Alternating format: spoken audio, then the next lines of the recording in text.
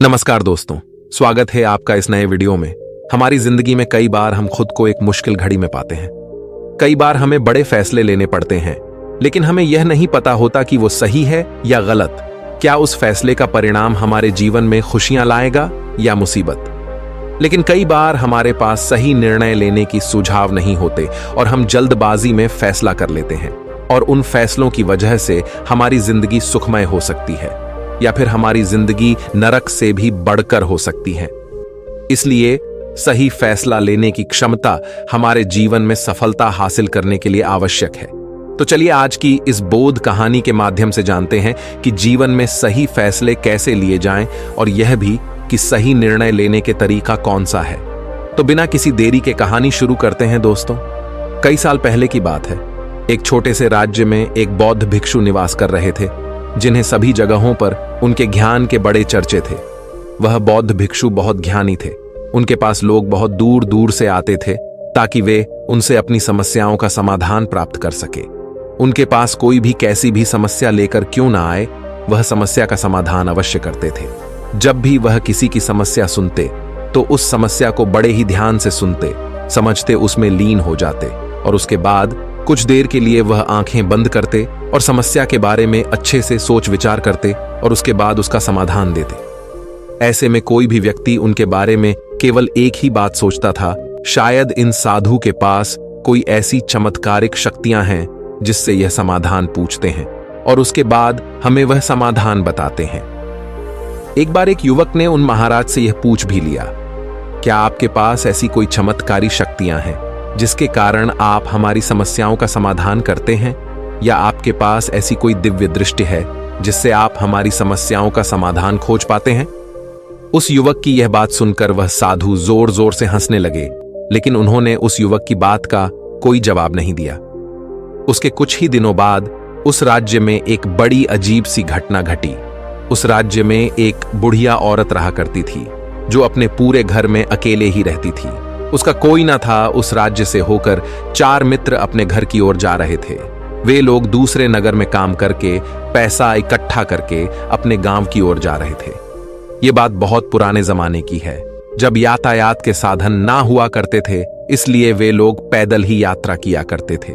इसी कारण वे चारों मित्र अपने अपने धन को इकट्ठा करके अपने गांव की ओर प्रस्थान कर रहे थे। उन चारों ने अपना अपना धन एक छोटी सी पोटली में रखा था और उसी पोटली में उन सब की सारी कमाई थी।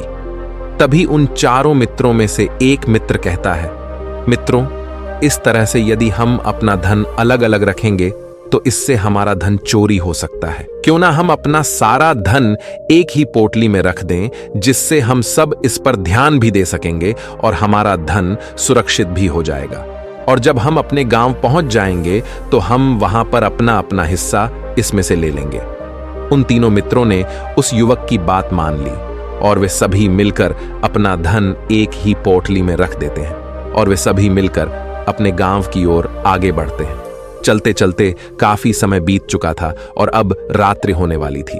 तभी आगे चलकर रास्ते में उन्हें एक घर दिखाई दिया जहां पर एक बूढ़ी औरत रहा करती थी।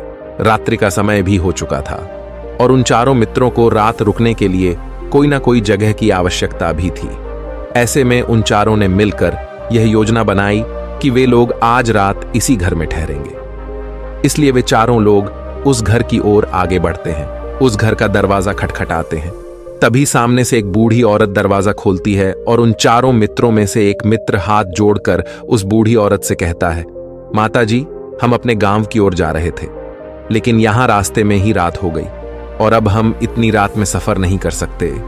इसलिए हमारी आपसे विनंती है कि हम आपके यहाँ पर एक रात रुकना चाहते हैं। सुबह होते ही हम यहाँ से चले जाएंगे। उस बूढ़ी औरत ने काफी देर सोच विचार किया और उसके बाद वह बूढ़ी औरत कहती है, ठीक है, तुम सभी आज रात के लिए यहाँ पर रुक सकते हो। मुझे कोई दिक्कत नहीं, मैं खाना बनाने जा रही हूँ। कहो तो तुम लोगों के लिए भी बना दूं। उन चारों ने सहमति जताते हुए कहा, हाँ बिल्कुल। उसके बाद उन चारों मित्रों ने धन की पोटली उस बूढ़ी औरत को थमा दी और कहा, माता जी, इस पोटली में हमारे साल भर की कमाई है। हम चारों ने अब तक का अपना सारा कमाया हुआ धन इसी पोटली में रखा है और अब हम इसे आपको सौंपते हैं, क्योंकि यह हम चारों से ज्यादा आपके पास सुरक्षित होगा। हम बस इतना चाहते हैं कि यदि हम चारों में से कोई एक व्यक्ति से लेने आए तो आप इस पोटली को उसे मत देना जब तक कि हम चारों एक साथ इस पोटली को लेने न आए। तभी वह बूढ़ी औरत कहती है, ठीक है बेटा, यदि तुम चारों एक साथ आओगे तभी मैं इस पोटली को आपको सौंपेंगे। और वैसे भी आप लोग तो सुबह यहां से चले जाने वाले हैं। मैं आपको सुबह ही यह पोटली थमा दूंगी, वह धन की पोटली। उस बूढ़ी औरत को थमाकर चारों मित्र निश्चिंत हो जाते हैं कि अब उनका धन सुरक्षित है और वे लोग खाना खाकर सो जाते हैं। अगली सुबह जब वह चारों उठते हैं तो सभी लोग अपनी आगे की यात्रा के लिए तैयारियां शुरू कर देते हैं। उन चारों नौजवानों में से एक नौजवान थोड़ा सा बदमाश था। वह अपने उन तीनों मित्रों से कहता है, भाइयों, इस बूढ़ी औरत ने हमारी रात भर खातिरदारी की है, हमें अच्छा भोजन खिलाया, सोने के लिए अच्छी जगह दी, रात भर यहां सर छुपाने के लिए एक अच्छा मकान दिया और हमने अब तक उसके लिए कुछ नहीं किया। वह बूढ़ी औरत अकेले ही खेतों में काम कर रही है। क्या हम सभी यहां से जाने से पहले इस बूढ़ी औरत की मदद नहीं कर सकते? उस बदमाश नौजवान ने मन ही मन यह योजना बना ली थी कि वह किसी तरह से भी उस बुढ़िया से पोटली हासिल करके ही रहेगा। बाकी के तीनों मित्र उसकी बातों में आ जाते हैं और वे सभी मिलकर उस बुढ़िया की मदद करने अर्थात खेतों में काम करने के लिए चल पड़ते हैं। वे सभी मिलकर खेतों का काम कर ही रहे थे कि तभी वह बदमाश नौजवान अपने बाकी तीनों मित्रों से कहता है, मित्र, मुझे जोरों की प्यास लग गई है, मैं जरा उस बूढ़ी औरत से पानी मांगकर लाता हूं। वह बाकी मित्र भी अब काफी थक चुके थे, उन्हें भी जोरों की प्यास लगी थी, इसलिए वह तीनों मित्र उसे वहां से जाने की अनुमति दे देते हैं। जैसे ही वह बदमाश उस बूढ़ी औरत के पास पहुंचता है, वह उस बूढ़ी औरत से कहता है, माता जी, अब हम यहां से जा रहे हैं, कृपया करके हमारे धन की पोटली हमें वापस दे दें। इस पर वह बूढ़ी औरत कहती है, नहीं नहीं, जब तक तुम चारों एक साथ ना हो तब तक मैं वह पोटली किसी को नहीं दे सकती। तुम्ही ने तो कहा था कि जब तक हम चारों एक साथ ना हो तब तक यह पोटली किसी को नहीं देनी है। तभी वह बदमाश उन तीनों की तरफ इशारा करते हुए कहता, हे लाओ। उन तीनों ने सोचा कि हमारा मित्र हमारे लिए पानी लाना चाहता है, इसलिए वह हमसे आज्ञा मांग रहा है। तभी उन तीनों मित्रों ने इशारे में उस युवक से कहा, हाँ हाँ ठीक है, ले आओ।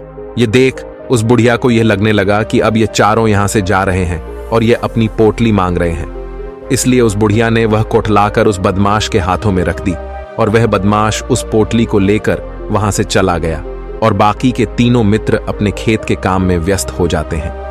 कुछ देर के बाद जब वह तीनों खेत का काम करके वापस लौटते हैं और बुढ़िया से कहते हैं, माता जी, हमारा मित्र जो यहां पानी पीने आया था वह कहाँ गया? इस पर वह बुढ़िया कहती हैं, क्या वह पानी पीने आया था? पर वो तो कह रहा था कि हम चारों जा रहे हैं, कृपया करके हमारे धन की पोटली हमें थमा दें। तब तीनों बड़े आश्चर्य होकर उस बुढ़िया से कहते हैं, माता जी, हमने भला कब कहा वह पोटली मांगी थी? हमें तो प्यास लगी थी और हमने पानी के लिए इशारा किया था। तभी बूढ़ी औरत उन तीनों से कहती हैं, परंतु अब तो वह पोटली लेकर जा चुका है। तभी वह तीनों मित्र सर पकड़कर रोने लगते हैं और कहते हैं, माता जी, उसमें हमारा सारा कमाया हुआ धन था जो वह अकेले लेकर भाग चुका है। हमने तो आपको कहा था कि जब तक हम चारों एक साथ न आए तब तक आपको वह पोटली किसी को नहीं देनी है, फिर आपने ऐसा क्यों किया? इसमें आप ही की गलती है। हमने आपको उस पोटली की हिफाजत के लिए रखा था और आपने उसे एक ऐसे आदमी के हाथों में दे दिया जिसने हमारा सारा धन हमसे लूट लिया। हम बर्दाश्त नहीं करेंगे, हम राजा के पास जाएंगे और राजा से आपकी शिकायत करेंगे, न्याय की मांग करेंगे। अब तो इस बात का राजा ही फैसला करेंगे। तीनों नौजवान क्रोधित होकर राज दरबार में पहुंच जाते हैं और अपनी सारी समस्या उन राजा को बता देते हैं। जब वह राजा उन तीनों नौजवानों की बात ध्यानपूर्वक सुनता है तो वह तुरंत ही उस बुढ़िया को राज दरबार में पेश होने का आदेश देता है।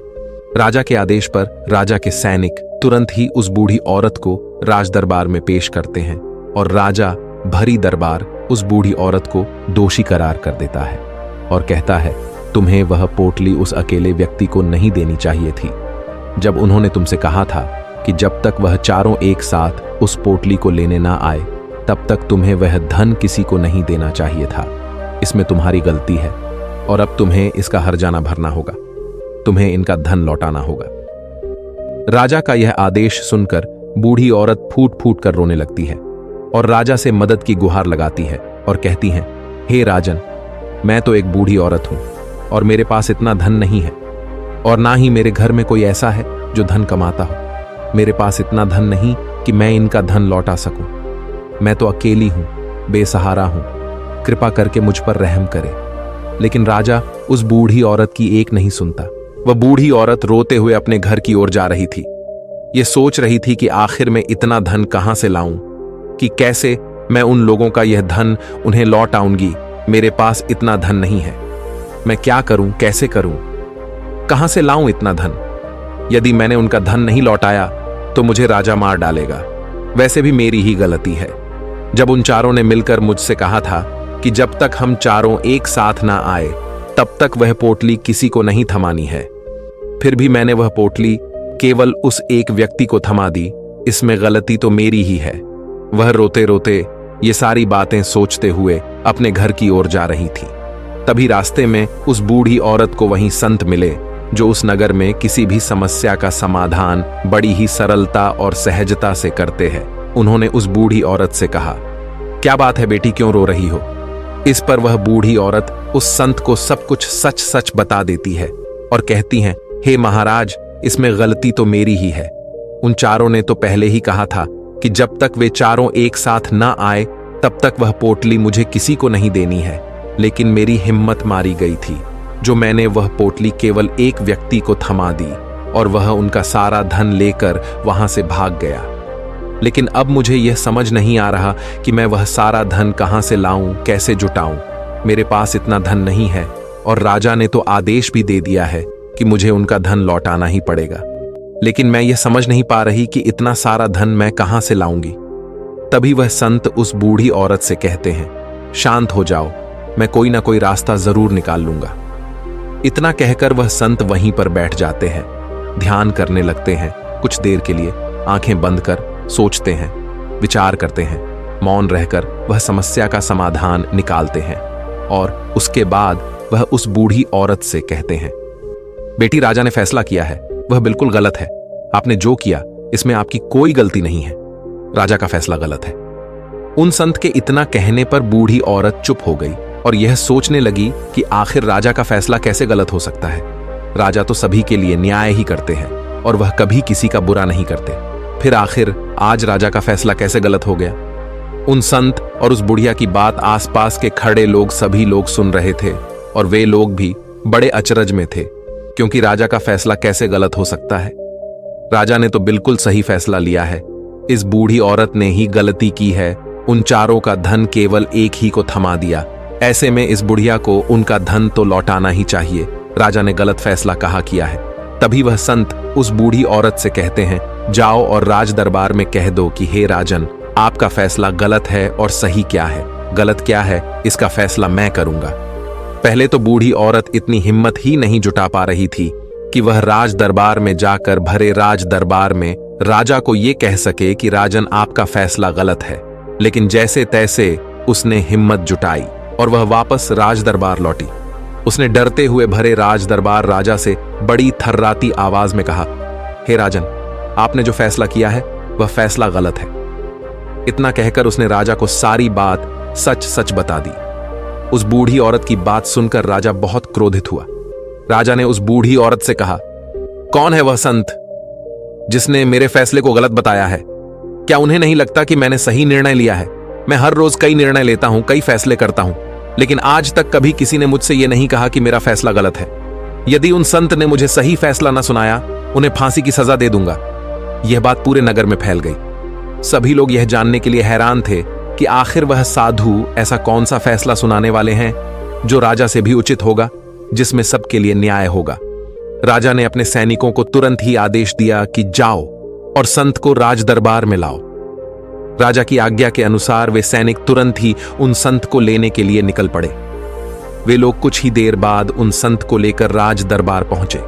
राज दरबार में सभी लोग उपस्थित थे और सभी लोग उन संत के फैसले का इंतजार कर रहे थे। उन संत को देखकर राजा कहता है, महाराज, आपको ऐसा क्यों लगता है कि हमने जो फैसला किया है वह गलत है? इस बुढ़िया ने यह वादा किया था कि वह चारों लोगों को एक साथ ही वह पोटली जमाएगी। फिर आखिर उसने अपना वादा क्यों तोड़ा? इसने यह गलती क्यों की कि इसने केवल एक ही को पोटली थमा दी और वह उनका सारा धन लेकर यहां से भाग गया? तो क्या इसमें इसकी गलती नहीं है? क्या इससे इनका धन नहीं लौटाना चाहिए? इस पर वह साधु बड़ी विनम्रता से राजा से कहते हैं, हे राजन, यह आपका फैसला था, लेकिन मैं आपसे कुछ कहना चाहता हूं। इस पर राजा कहता है, ठीक है, कहिए आप क्या कहना चाहते। इस पर वह साधु बड़ी विनम्रता से राजा से कहता है, हे राजन, जैसा कि वादा किया गया था कि पोटली एक साथ उन चारों को ही दी जाएगी, तो अभी तो ये केवल 3 है, चौथा कहां है? तो इनसे कहिए कि ये लोग यहां से वापस जाएं और अपने उस चौथे मित्र को यहां लेकर आए, तभी इनका धन वापस किया जाएगा। और वादा भी ऐसा ही किया गया था कि जब तक चारों लोग एक साथ ना हो तब तक उनका धन उन्हें नहीं लौटाया जाएगा। और यदि यह बूढ़ी औरत इन तीनों को धन लौटा देती है तो ये बूढ़ी औरत अपना वादा तोड़ देगी, और ये सही नहीं है। इसलिए यदि आप चाहते हैं कि इनका धन लौट आया जाए तो पहले इनसे कहिए कि ये लोग जाएं और अपने उस चौथे मित्र को यहां पर वापस ले आए। उस राजदरबार में हर कोई इस बात को सुनकर बहुत खुश हुआ। सभी ने उन संत की बहुत तारीफ की। राजा भी उन संत के इस फैसले से पूरी तरह से सहमत था। राजा तुरंत ही उन संत के सामने सिर झुका लेता है और हाथ जोड़कर उनसे कहता है, हे महाराज, आपका यह फैसला इतना सही कैसे हो सकता है? आखिरी बात मेरे दिमाग में आई क्यों नहीं? मैंने इस बात को इस तरह से सोचा क्यों नहीं? तभी वह साधु उस राजा से कहते हैं, हे राजन, आपके पास और भी काम होते हैं। आप दिन भर व्यस्त रहते हैं और आपको जल्दबाजी में फैसले लेने पड़ते हैं। आपने इस मामले को सुना समझा, लेकिन इसे देखने में आप गलती कर गए। इससे आपने केवल ऊपरी तौर पर देखा। आपने इसकी गहराई तक जाने का प्रयास तक नहीं किया। यदि आपने इस मामले की गहराई को देखा होता, समझा होता, तो आप भी इसी नतीजे पर आते। जब तक हम किसी मामले की गहराई तक नहीं जाते, तब तक हम उसका सही समाधान नहीं निकाल सकते। लेकिन हम में से अधिकांश लोग तो अपने फैसले केवल जल्दबाजी में लेना चाहते हैं, भले ही वह मामला कितना भी गंभीर क्यों ना हो। हमें तो बस अपना हक चाहिए, हमारा नाम होना चाहिए, भले ही फैसला हमारे लिए आगे चलकर हमारे लिए नुकसानदायी क्यों ना हो। लेकिन हम तो उस मामले की गहराई तक जाने के लिए सोचते तक नहीं। तभी वह राजा उन संत से कहता है, हे महाराज, क्या आपके पास कोई दिव्य शक्तियां हैं? क्या आपके पास ऐसी कोई चमत्कारिक शक्ति है जिसे आप सवाल करते हैं और बदले में वह आपको जवाब देती है, जिस कारण आप सटीक और सही समाधान बता पाते हैं? राजा की यह बात सुनकर वसंत मुस्कुराने लगे और राजा से कहते हैं, हे राजन, यह सवाल मुझसे कई लोगों ने पूछा है और मैंने कभी किसी का कोई जवाब नहीं दिया। लेकिन आप इस राज्य के राजा हैं, इसलिए मैं आपके इस प्रश्न का उत्तर देता हूं। आप में से कई लोगों को यहां ऐसा लगता है कि मेरे पास कोई ऐसी शक्तियां हैं जिससे मैं बात कर सकता हूं, जिससे मैं कोई भी समस्या का समाधान पा सकता हूं। लेकिन मैं आप लोगों को एक बात सच सच बता देता हूं, मेरे पास ऐसी कोई शक्तियां नहीं हैं। मैं तो केवल हर मामले की गहराई तक सोचता हूं, उस बात पर विचार करता हूं, और जब मैं विचार करता हूं तो मेरे सामने कई सारे समाधान आते हैं, और जो समाधान मेरे सामने आते हैं मैं उन पर भी विचार करता हूं, उनके बारे में भी गहराई तक जाता हूं। और जब मुझे लगता है कि इस समस्या का समाधान यही होना चाहिए, तभी मैं समाधान उस व्यक्ति को देता हूं ताकि वह अपनी समस्या का समाधान कर सके। अब आप ही सोचिए, आप जल्दबाजी में यह फैसला लेकर इस बुढ़िया का जीवन पूरी तरह से बर्बाद कर देते। हमारा पूरा जीवन केवल एक फैसले पर निर्भर करता है। यदि वह फैसला सही हुआ तो हमारा जीवन अच्छा बन जाएगा, और यदि वह फैसला गलत निकला तो हमारा जीवन नर्क से भी बदतर हो सकता है। इसलिए यदि आप सही और सटीक फैसला लेना चाहते हैं तो आपको मौन रहना सीखना पड़ेगा। मौन रहकर उस पर विचार करना सीखना होगा, क्योंकि हमारे फैसले ही हमारा भविष्य तय करते हैं, हमारी जिंदगी का अगला पड़ाव तय करते हैं। फिर चाहे वह फैसले छोटे हों या बड़े, वे ही हमारी जिंदगी को निर्धारित करते हैं। इसलिए सबसे पहले हमें सही फैसले लेने के लिए मौन रहना सीखना आवश्यक है, उन पर विचार करना आवश्यक है। और जब आप ऐसा करते हैं तो आपके सामने एक ही समस्या के कई सारे समाधान निकल कर आते हैं। और जब आप उन पर गौर करेंगे तो आपको यह समझ में आएगा कि उन फैसलों का समाधान कैसा होना चाहिए, कि समाधान से आपको क्या फायदा होगा और क्या नुकसान होगा, या उस समाधान पर सोच और विचार करने पर ही आप उसे समझ सकते हैं। और तभी आप यह निर्णय भी ले सकते हैं कि क्या यह समाधान उचित रहेगा या नहीं। और यह सब संभव हो सकता है यदि हम कम बोलना शुरू करें, अब पूरी तरह से मौन हो जाए। इसका अर्थ यह है कि आप भीतर से शांत हो जाएं। और जब आप भीतर से शांत होने लगते हैं तो आपका मन स्पष्ट होने लगता है, साफ होने लगता है, और आप किसी भी चीज पर सोच विचार कर सकते हैं। और जब आप भीतर से शांत होने लगते हैं तो आप ऊपर से भी कम बोलते हैं। और जब आप धीरे धीरे कम बोलने के आदी हो जाते हैं तो आप साफ और स्पष्ट तौर पर सोच और समझ पाते हैं। आपके विचारों में शुद्धता आ जाती है, जिससे आपको यह साफ और स्पष्ट देखने को मिल जाता है ये कौन सा फैसला सही होगा और कौन सा फैसला गलत होगा। आपको उस परिस्थिति में क्या करना चाहिए और क्या नहीं करना चाहिए। लेकिन हम में से अधिकांश लोग अपने आप को सही साबित करने के लिए, अपने आप को ऊंचा साबित करने के लिए अत्यधिक बोलते हैं, और इतना बोलते हैं कि हर कोई उनकी बातों को गंभीरता से नहीं लेता। उन्हें ऐसा लगता है कि मानो ज्यादा बोलना ही हमारे लिए हमारा शस्त्र है, लेकिन वह यह भूल जाते हैं कि वह अत्यधिक बोलकर मूर्ख बन रहे हैं। लोग हमारा मजाक बनाते हैं, हमें मूर्ख समझते हैं, हमसे दूर रहने लगते हैं क्योंकि उन्हें हमारी बक बक अच्छी नहीं लगती। लेकिन जब आप भीतर से शांत होने का प्रयास करते हैं और धीरे धीरे भीतर से शांत होने लगते हैं तो आप खुद ब खुद ऊपरी तौर पर कम बोलना शुरू कर देते हैं।